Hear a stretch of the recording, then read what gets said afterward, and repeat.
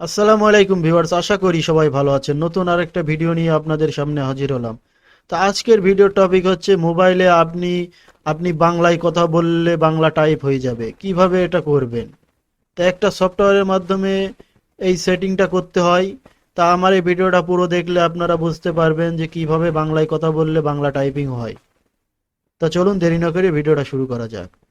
তো আমি প্লে স্টোরে যাব। প্লে স্টোরে যাওয়ার পর আমি টাইপ করব রেডমিক কিবোর্ড। RIDMIK, ওই দেখেন চলে এসেছে রেডমিক কিবোর্ড। তা আমি এটা ইনস্টল করব। ইনস্টল করতে একটু সময় লাগবে। ইনস্টল হয়ে গেলে আমি সফটওয়্যারটা ওপেন করব। সফটওয়্যারটা সেটিং করতে হবে। ওপেন করব সফটওয়্যারটা। ওপেনে ক্লিক করব।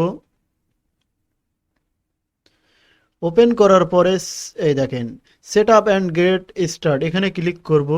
Set up and get start click করার পরে ইনেবল অ্যান্ড সেটিং এখানে ক্লিক করব।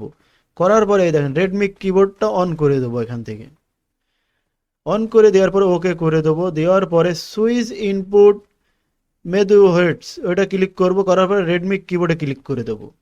দেওয়ার পরে ফিনিশ করে দেবো। দেওয়ার পরে এখানে আপনি জাতীয়ই থাকুক, যেভাবে আছে ওইভাবেই থাকবে, সমস্যা নেই। তো চলুন দেখা যাক। এবারে টাইপ করে দেখি। বাংলা আমি ভয়েস টাইপ করছি, এখানে বাংলা করে নেব। নেওয়ার পরে এখানে টাইপ করব, অ্যালাউ করে দেবো। তারপর আমি মুখে বলবো আমার সোনার বাংলা। আমি এখানে মুখে বলছি আমার সোনার বাংলা। ওই দেখেন চলে এসেছে আমার সোনার বাংলা। তা আপনারা এইভাবে টাইপ করতে পারবেন খুব সহজেই। যারা অনেকে বাংলা টাইপ করতে পারে না, অনেক সমস্যা হয়, তাদের জন্য এই ভিডিওটা।